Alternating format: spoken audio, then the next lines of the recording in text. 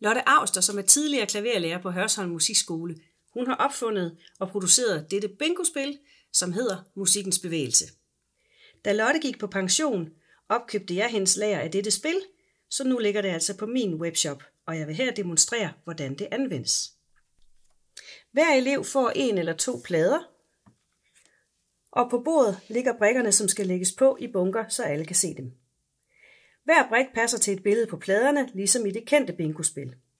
For eksempel så går katten ned ad en trappe, hvilket passer til brikken med noderne i nedadgående bevægelse.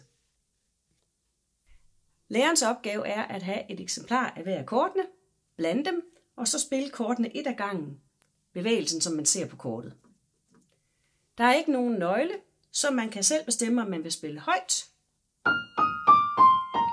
dybt, dur eller mol. Det er en god idé at blande det gang på gang. Elevernes opgave er så at lytte til bevægelsen og se, hvilket billede det passer til. Når alle er blevet enige, så kan dem, der har denne bevægelse, som passer til i det her tilfælde katten, tage et kort og lægge det på sin plade. Måske har man flere, og så tager man bare endnu et kort. Den elev, der får 1 eller flere plader fyldt, har vundet.